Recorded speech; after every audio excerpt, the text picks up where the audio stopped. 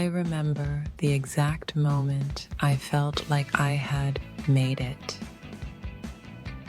I had landed a well-paying job after college, one that I'd dreamed about for years. The promotions came fast, and with them, a steady increase in my paycheck.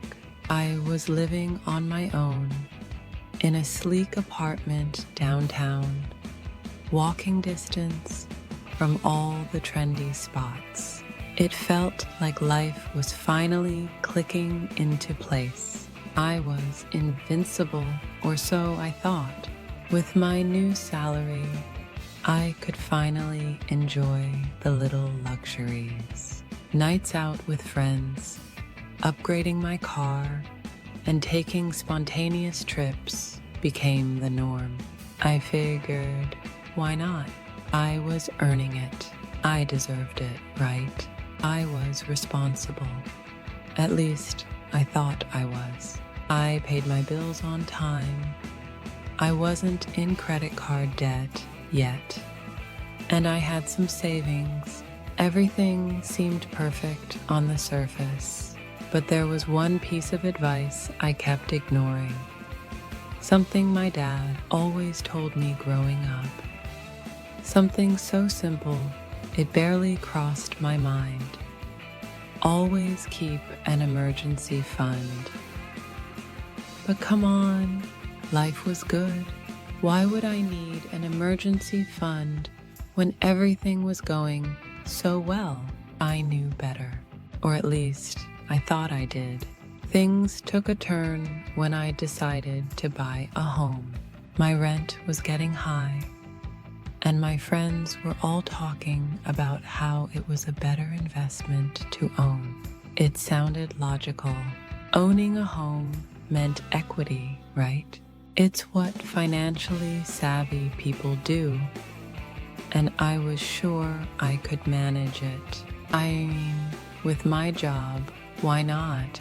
I dove in headfirst. I found a great place, got pre-approved for a mortgage, and everything moved faster than I expected. I was ecstatic. That was until I got the paperwork, saw the fine print, and realized something crucial. I didn't have nearly enough saved for the unexpected expenses of homeownership. But instead of rethinking the whole thing, I told myself I'd figure it out.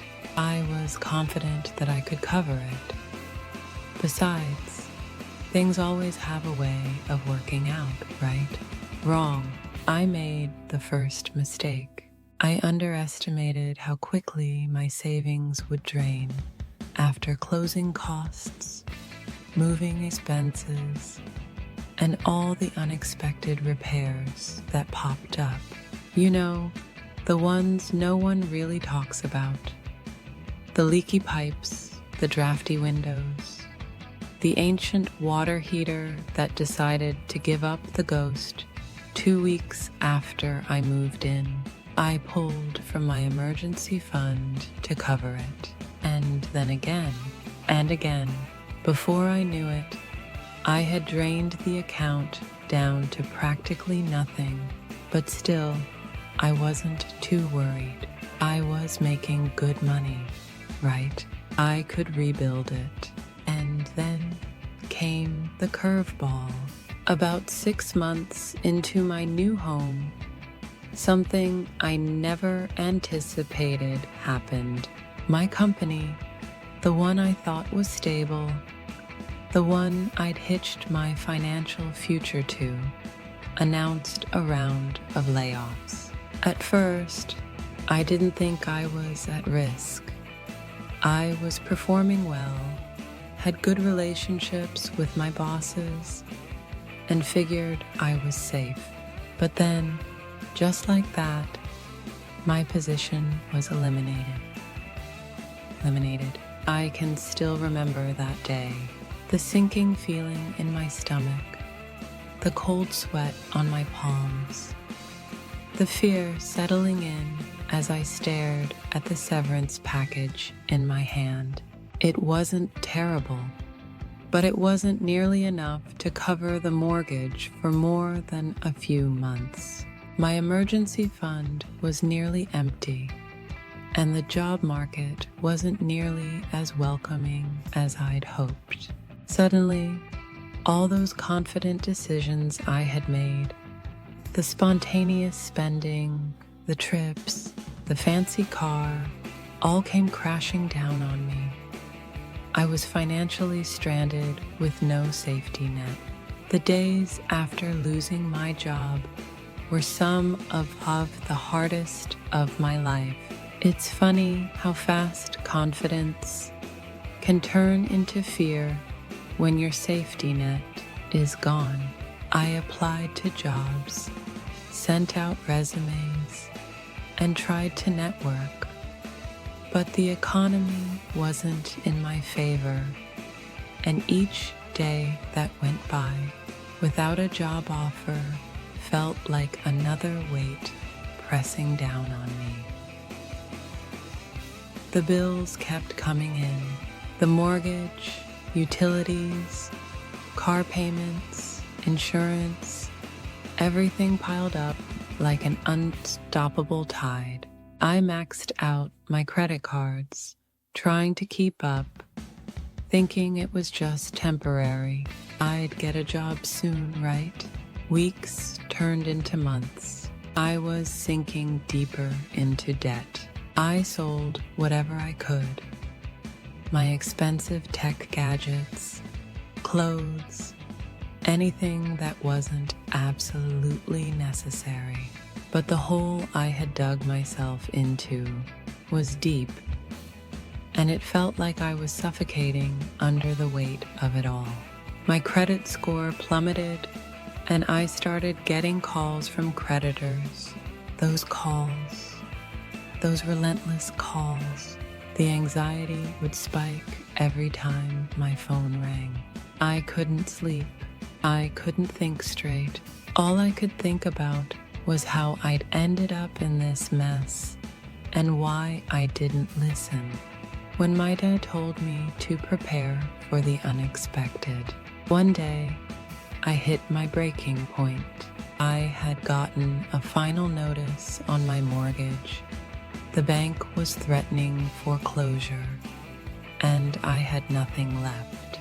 I sat in my living room, surrounded by unpaid bills, and I just broke down. It wasn't just about losing the house. It was the overwhelming sense of failure that crushed me.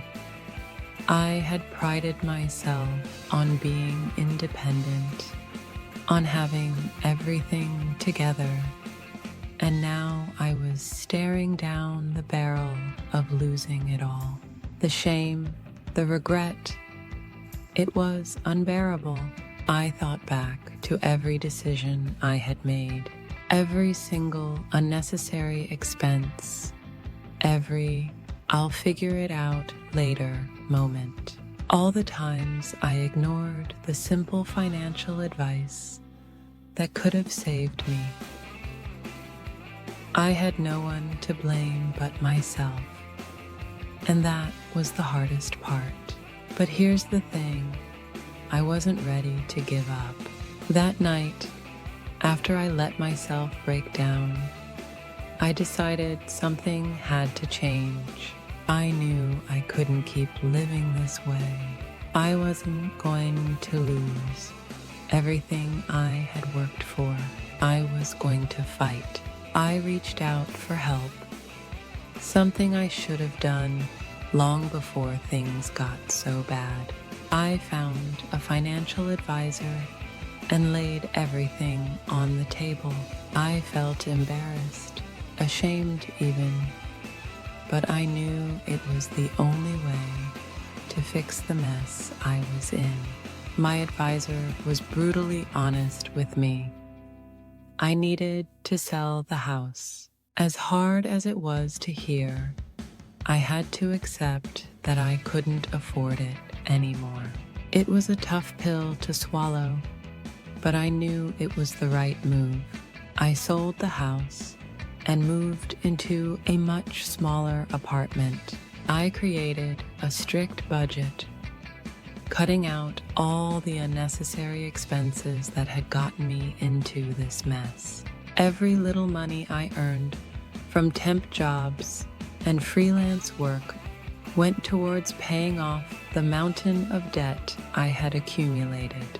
I got serious about rebuilding my emergency fund. Slowly but surely. It wasn't easy. It took time, years actually. But eventually, I started to dig myself out. Each small victory, whether it was paying off a credit card or seeing my savings account grow by even a little, felt like a huge win. And while it was a painful lesson to learn, it was a lesson I'll never forget. Looking back now, I realize how simple it would have been to avoid the entire situation. All I had to do was listen to the advice that had been given to me time and time again. Save for a rainy day. It sounds so basic, so obvious, but it's the kind of advice we often ignore when things are going well. I thought I had everything under control, but life doesn't always go according to plan. That's why I'm sharing this story with you. If you take anything away from this, let it be this. Don't make the same mistake I did. Don't wait until it's too late to protect yourself. Build that emergency fund. No matter how secure you think your job is or how good things are going, prepare for the unexpected, because trust me, it will come when you least expect it. I'm back on my feet now.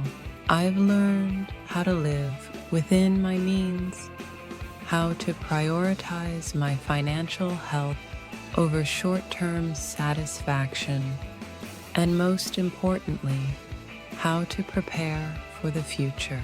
But the road to recovery was long, and the cost of my mistake was high.